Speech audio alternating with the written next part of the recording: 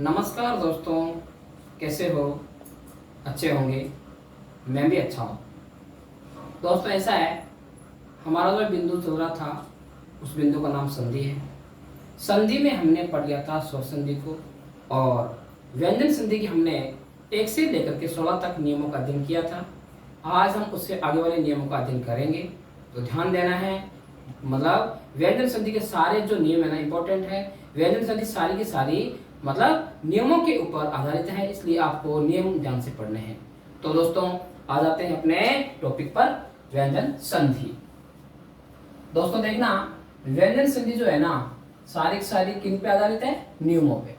ठीक है, तो अपन व्यंजन संधि के नियम जो है उनका अध्ययन करने जा रहे हैं। ध्यान देना, व्यंजन संधि की डेफिनेशन क्या होती है कि अगर प्रथम पद का अंतिम वर्ण स्वर हो या उत्तर पद का प्रथम वर्ण क्या हो? व्यंजन हो, तो क्या होती है? स्वर संधि। या प्रथम पद का अंतिम वर्ण व्यंजन हो और उत्तर पद का प्रथम वर्ण स्वर हो, तो अभी कौन सी संधि होती है? व्यंजन संधि। या प्रथम पद का अंतिम वर्ण व्यंजन हो, उत्तर पद का प्रथम वर्ण भी व्यंजन हो, तो क्या उनसे संधि होती है? व्यंजन संधि। इसी से निकलती है व्यंजन संधि की डेफिनेशन। ठीक है दोस्तों, हमने 16 नियमों का अध्ययन किया था। अब हम नियम पढ़ रहे हैं, नियम नंबर 17। दोस्तों ध्यान देना, नियम नंबर 17 से एग्जाम में कई बार सवाल पूछे जा चुके हैं और इस बार ये सवाल आने की 100% संभावना है, इसलिए आप सभी नियम नंबर 17 को ध्यान से पढ़ना है। तो दोस्तों ऐसा है कि अगर प्रथम पद के अंदर कोई भी स्वर आ जाए, अगर प्रथम पद में कोई भी स्वर, यानी यहां मैं लिख देता हूं कि प्रथम पद में कोई भी स्वर आ जाए। हिंदी में स्वरों की संख्या कितनी होती है? 11। अगर प्रथम पद में कोई भी स्वर आ जाए और उत्तर पद में क्या आ जाए? योग आ जाए 6 वर्ण से। 6 वर्ण को क्या बोलते हैं? 6 वर्ण को बोला जाता है छकार। ठीक है, तो ध्यान से देखना कि क्या विकार उत्पन्न होता है। ऐसा है कि प्रथम पद, ये प्रथम पद है और ये योग इसके इधर वाला उत्तर पद। तो दोस्तों ये नियम ये कह रहा है कि प्रथम पद में कोई भी स्वर आ जाए, 11 में से कोई भी स्वर आ जाए और उत्तर पद में प्रथम वर्ण क्या आ जाए? छकार आ जाए, तो क्या विकार उत्पन्न होगा? दोनों पदों के बीच क्या आगम हो जाएगा? ये जो चय दिखाई दे रहा है ना, इसको बोलते हैं चकार बोला जाता है। इस वाले चय का आगम हो जाएगा। ये है अपना नियम नंबर 17। वापस सुनो एक बार, अगर प्रथम पद में कोई भी स्वर आ जाए 11 में से और उत्तर पद में क्या आ जाए? उत्तर पद में छकार आ जाए, तो दोनों पदों के मध्य में किसका आगम हो जाएगा? आगम हो जाएगा किस वाले चय का? हलंत चय का, यानी कि स्वर रहित चय है ना, इसका आगम हो जाएगा। ठीक है, अब अपन इसको एग्जांपल के तौर से समझते हैं, बहुत अच्छा समझ में आ जाएगा। दोस्तों ध्यान देना, यहाँ लिखा है कि कोई भी स्वर आ जाए, तो मैंने यहाँ ले लिया स्वर आ ले लिया। आ 11 के मतलब 11 में से आ है ना, 11 में से अपन कोई भी स्वर ले सकते हैं। मैंने आ ले लिया स्वर यहाँ, ये हमारा हो गया प्रथम पद। अब देखना मैं दूसरे उत्तर पद में कौन सा पद ले रहा हूं, ध्यान देना। उत्तर पद में ले लिया मैंने छादन।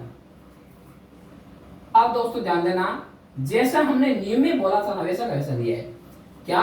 कि प्रथम पद में कोई भी स्वर आ जाए, तो हमने आ ले लिया। आ इन 11 में से आ है। ठीक है, उत्तर पद में क्या आ जाना चाहिए? छकार। ये देखो ये 6 आ रहा है, इसी को बोला जाता है छकार। तो इन दोनों पदों के मध्य आगम किसका हो जाएगा? आगम हो जाएगा चकार का, यानी कि इसके नीचे मैंने हलंत लगाया है, तो ये क्या है? ये चय जो है ना, ये स्वर रहित चय है। तो आप बताओ इसका क्या शब्द बन गया? दोनों के योग से शब्द बन गया आच्छादन। आ योग छादन क्या बन गया शब्द आच्छादन। आगे होगा समझ में, ये एग्जाम्पल फर्स्ट है। अब इसको एक एग्जाम्पल से और समझो, देखना ध्यान से। इधर लिख देता हूं एग्जाम्पल सेकंड। एग्जाम्पल सेकंड में अपने पास में आ गया प्रथम पद परी और उत्तर पद में मैंने लिख दिया छेद। दोस्तों ध्यान देना, मैंने इधर ऐसे बोला था कि प्रथम पद में 11 में से कोई भी स्वर आ जाना चाहिए, लेकिन यहाँ आप बोलोगे कि सर यहाँ तो रह दिखाई दे रहा है, यहाँ तो मतलब क्या है कि स्वर है ही नहीं। ऐसा नहीं है, इसमें स्वर आपको मिलेगा। कैसे? जैसे अपने इस री को करते विच्छेद करते हैं ना, तो क्या आएगा रे प्लस लघु ई। ये देखो इस री में से लघु ई बाहर निकल गया, तो इसके यानी कि प्रथम पद का अंतिम वर्ण क्या हो गया लघु ई हो गया, जो इन 11 मतलब स्वरों में से है ना। अब ध्यान देना, उत्तर पद में क्या आ गया छेद, है ना। उत्तर पद के प्रथम यानी वर्ण में क्या आ गया, ये आ गया छकार आ गया। तो दोस्तों ध्यान देना, इन दोनों पदों के बीच में किसका आगम हो जाएगा चकार का। नीचे क्या लग जाए इसके चय के हलंत, यानी क्या है ये चय हो गया स्वर रहित। तो हमारा ये सब क्या बन जाएगा, शब्द बन जाएगा परिच्छेद। अब बताइए दोस्तों, क्या नियम नंबर आपको 17 समझ आया नहीं आया? आ गया लगता है ना। क्या एक बार और सुनो ध्यान से बेटे, कि प्रथम पद में कोई भी स्वर आ जाए, 11 में से कोई भी स्वर आ सकता है, ध्यान देना, ठीक है। उत्तर पद में छकार आ जाए तो दोनों पदों के मध्य किसका आगम हो जाता है चकार का, ठीक है। अब मैं इसको लैंग्वेज के रूप में लिख देता हूं, ध्यान देना। नियम नंबर जो है ना 17, इसको मैं लैंग्वेज के रूप में लिख देता हूं, आप ध्यान दो। नियम नंबर 17 ये कह रहा है कि अगर प्रथम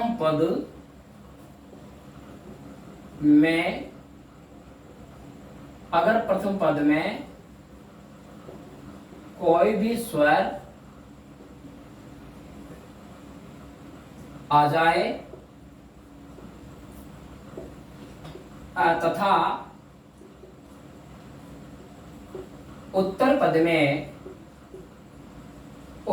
में क्या आ जाए छकार, उत्तर पद में छकार आ जाए तो इन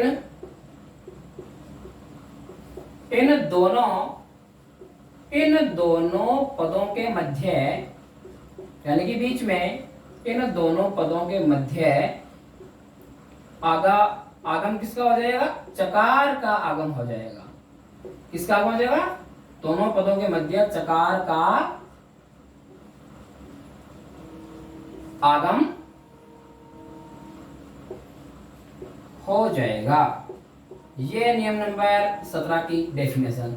एक बार ध्यान से सुनो, अगर प्रथम पद में कोई भी स्वर आ जाए, 11 स्वरों में से कोई भी स्वर आ सकता है, जैसे ये एग्जांपल मैंने आपको दिया ना, पहले आ गया, फिर उत्तर पद में छकार आ जाए, उत्तर पद में क्या आ जाए छकार आ जाए, ये आ गया छादन है।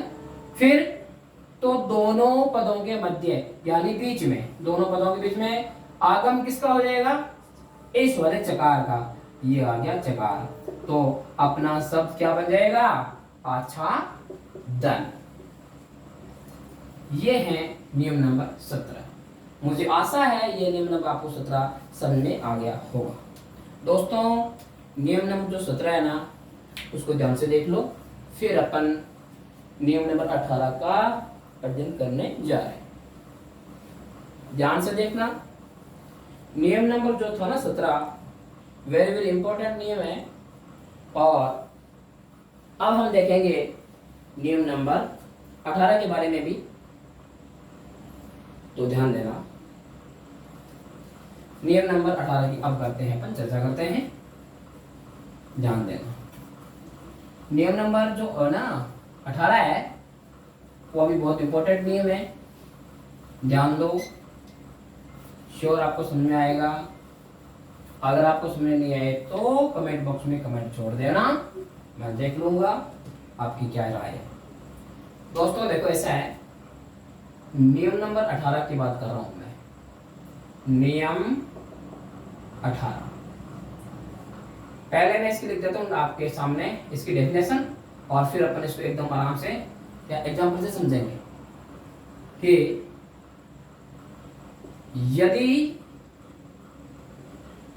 यदि प्रथम पद में ए या आ के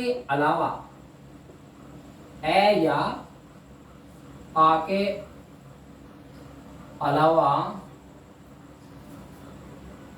स्वर हो तथा उत्तर पद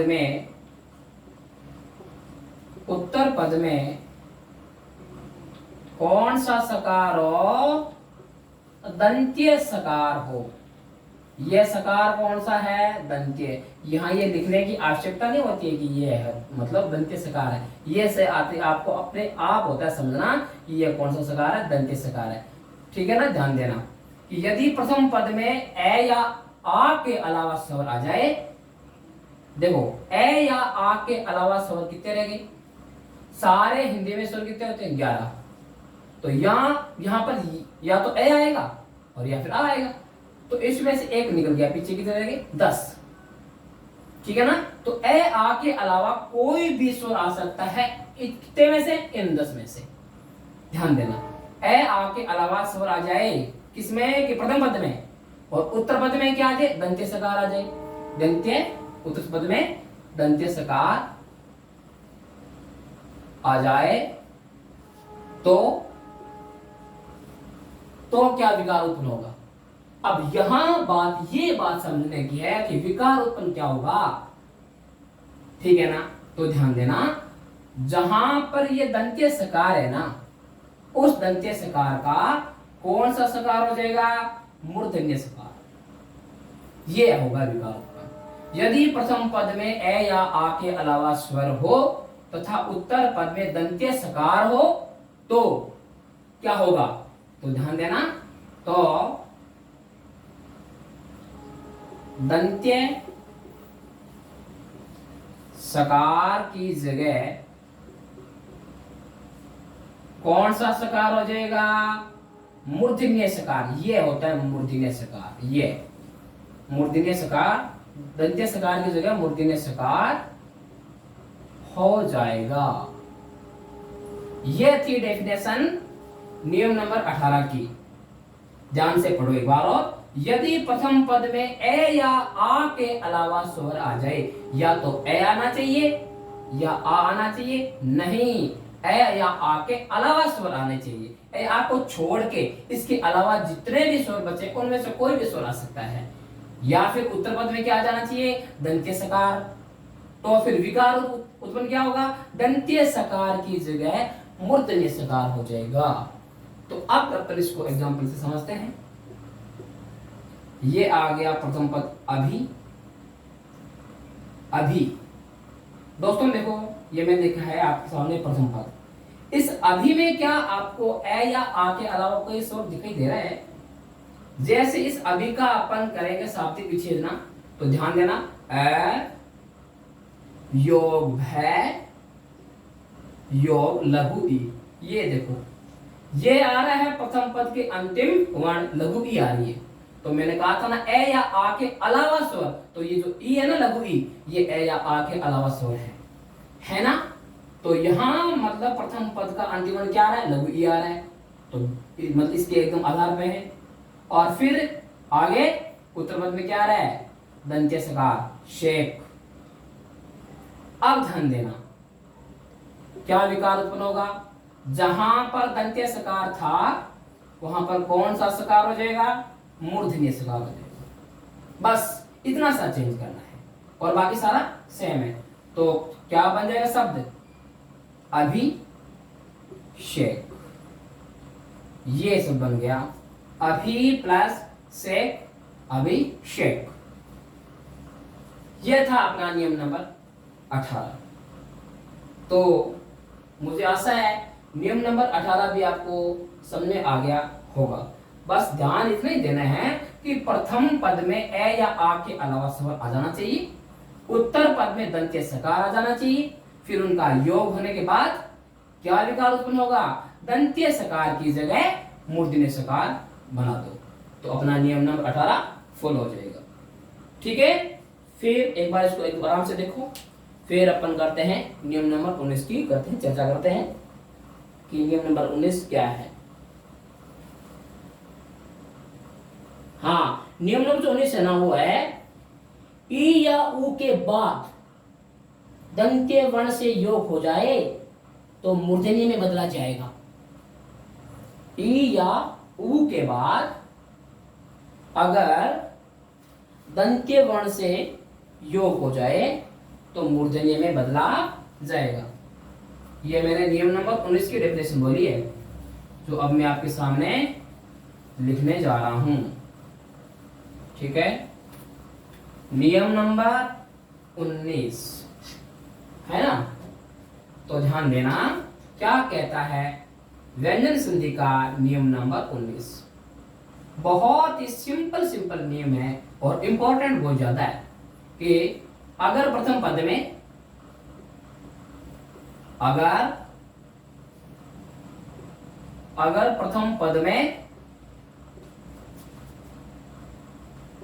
प्रथम पद में अंतिम वर्ण लघु ई या लघु ऊ आ जाए और उनका योग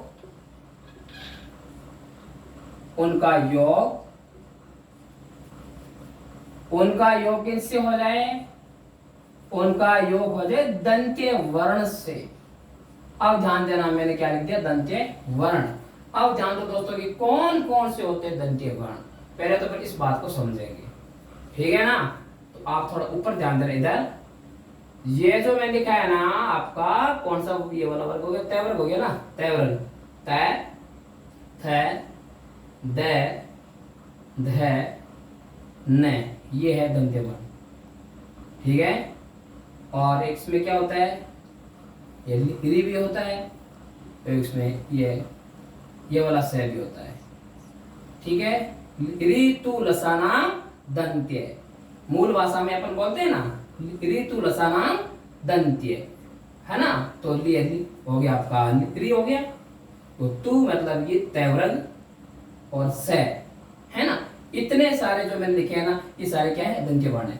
देखो ध्यान से, अगर प्रथम पद में अंतिम वर्ण लघु ई या लघु उ आ जाए और उनका योग किन से हो जाए, दंत्य वर्ण से, और होते कौन से, ये वाले दंत्य वर्ण, ये आपके सामने पड़े, है ना, उनका योग दंत्य वर्ण से हो जाए, दंत्य वर्ण से हो जाए। तो अब यहां बात समझने की है आराम से, अगर प्रथम पद में अंतिम वर्ण लघु ई या लघु उ आ जाए और उनका योग दंत्य वर्ण से हो जाए, तो दोस्तों ध्यान दो क्या विकार उत्पन्न होगा। बहुत सिंपल सी बात है, क्या हमें इन दंत्य वर्णों की जगह पे मूर्धन्य वर्ण करने हैं।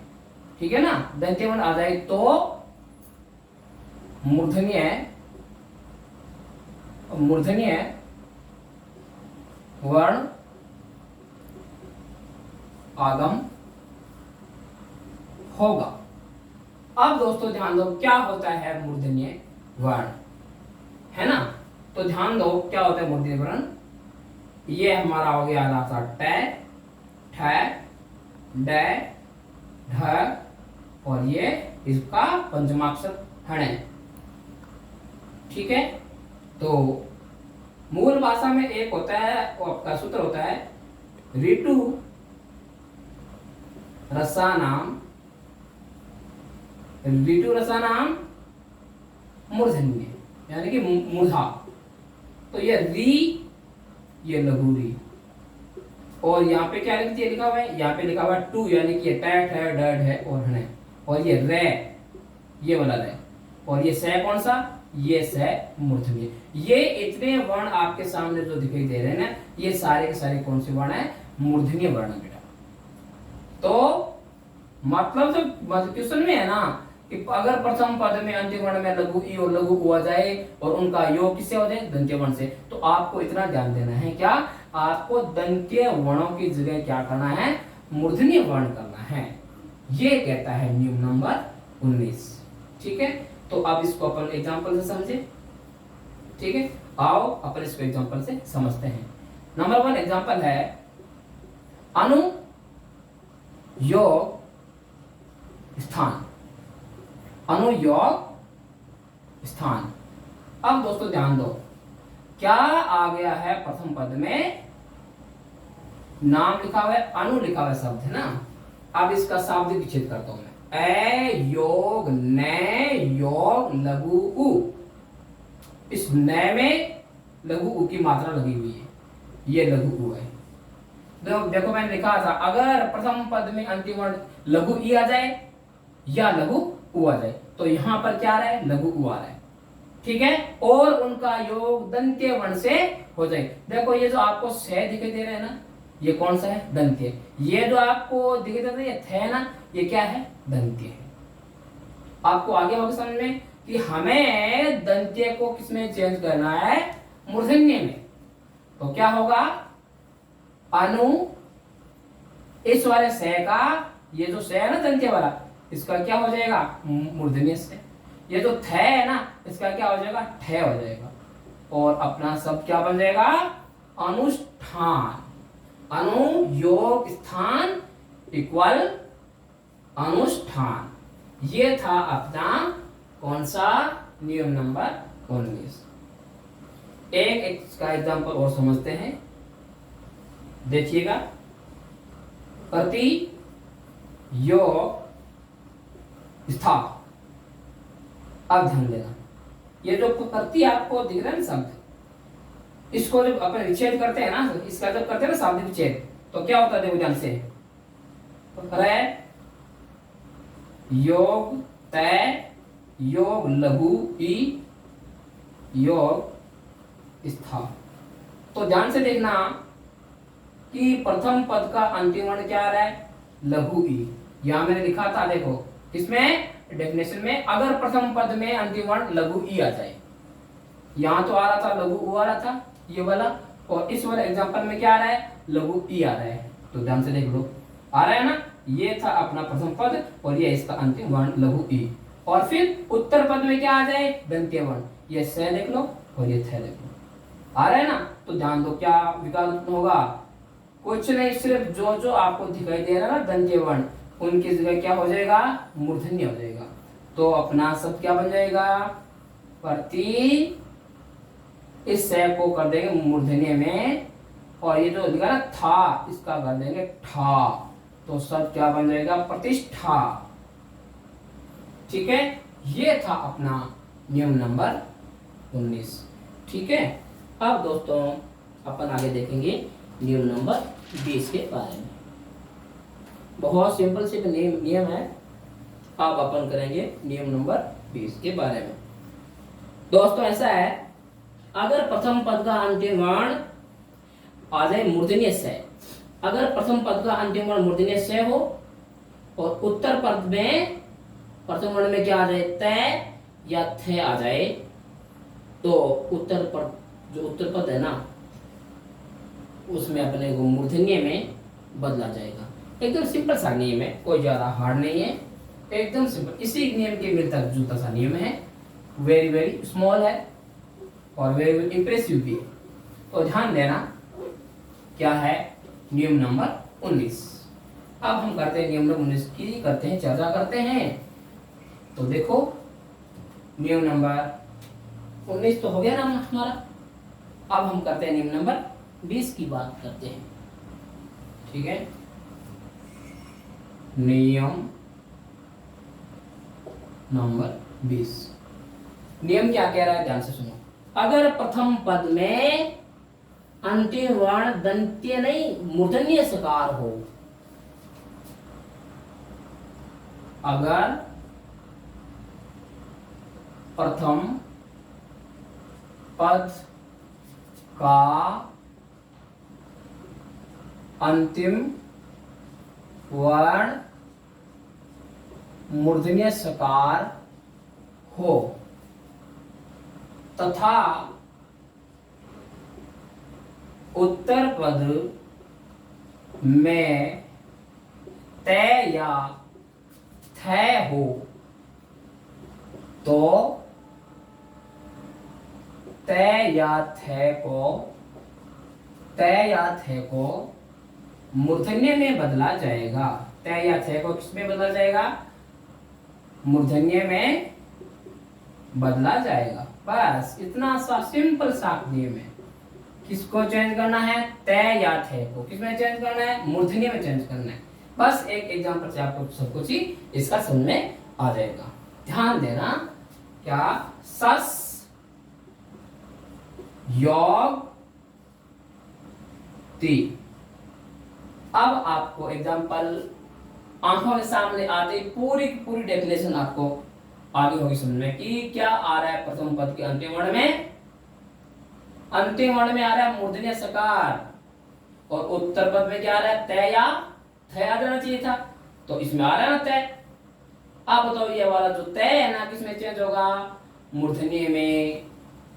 तो क्या बन जाएगा शब्द? सस टी, है ना।